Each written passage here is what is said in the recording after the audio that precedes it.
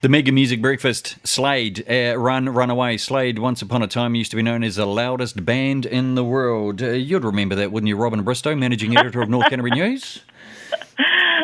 Probably. No, I don't. I can tell you now that they were. They're the loudest band in the world. They made a lot of noise and a lot of money too. A lot of money making noise. Oh, absolutely, right. absolutely. Well, that's what it's all about, really, isn't it? Okay, we are up to issue. I'm not too sure whether you know this. You probably should, considering you are the managing editor. 935 issues, North Canterbury News. Man, time is flying past. And Jim Palmer on the front of the paper. Time's flown past. He's been with the council a long time. He wants to spend a wee bit more time with his family, eh? Indeed, and not work a 60-hour week as he has for most of that time he's been with the council. Jim leaves after 17 years in the top job at Waimak. He did start back in 2001 as its Chief Finance Officer before being Chief Executive and appointed in March 2004, and he has done an amazing job. And there's an interview there by David Hill that covers his life and times at the council and the challenges of the recovery after the earthquakes and the growth of the district and all of those things that Jim has seen in that time, and the hours that he's worked going to meetings.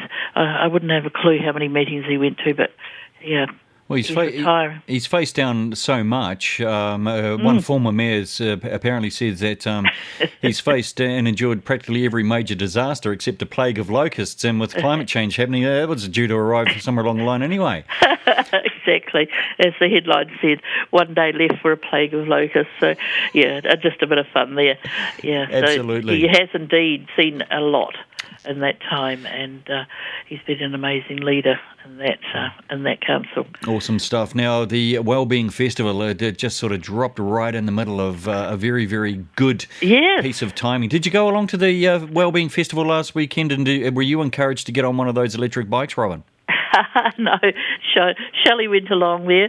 They had a great day, and it was so good that they actually got their festival in, because sadly on the next page there is a whole list of events that are having to be postponed, cancelled, etc. So the Wellbeing Festival was a fabulous idea, and it was to get people to connect with each other and educate them about how to achieve good health and wellness, and everyone had a really neat time there. So.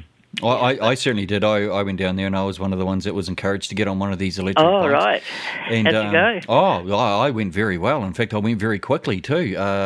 Looking down, I was heading off down Cass Street at a great rate of knots, glanced down at the speed, hardly moving my legs at all, and I was up to around 34 k's an hour. It was actually quite incredible. You could just carry on doing that all day with the new bike lanes around North Canterbury.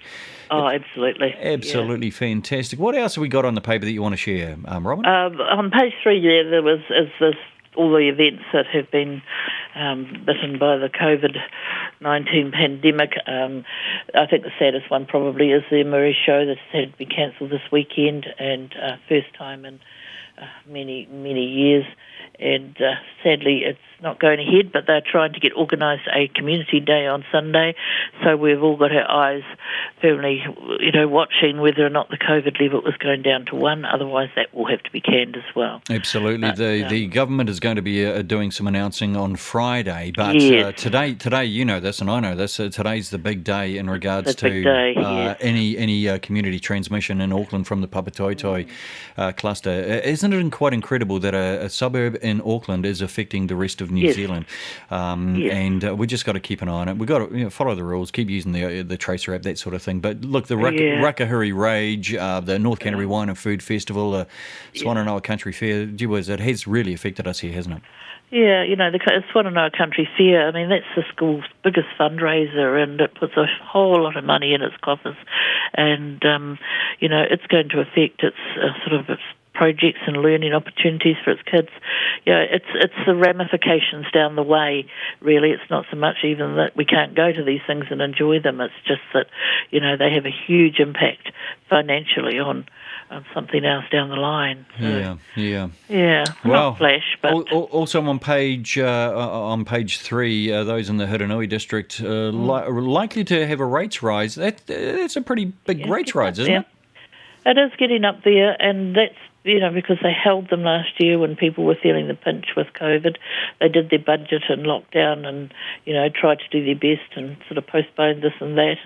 And now, they kind of have to catch up. But they've also got a roading debt that they want to get rid of so that it just doesn't get, from one plan to the next. So they're setting some goals in their long-term plan for the 2021-31 years. And this is how it is. But anyway, that's going out to consultation, and people will have the opportunity to speak on that and listen to what the council has to say. But yeah, it is rather a large increase. 8.49%. That's a fair few coffees, isn't it? Just between you and I. A fair few coffees. High-powered media personalities like you and I, we probably afford a cup of coffee every now and again, but some people can't. But it does vary, of course, across the district, depending on the valuation. They rate on capital value up there, so that has quite an impact as well. And it depends on the valuation of your property, just how much you'll pay, and what services you receive. Also, so that's all bundled into that 8.549. So anyway, we will see what happens in the end once consultation has done the rounds. Absolutely, and next week we'll get you on the phone again around the same time, Robyn, for issue 936 next week. Gee whiz, it's just rocking along. Robyn Bristow. The weeks just fly by. Absolutely, managing editor, North Canterbury News. Compass FM.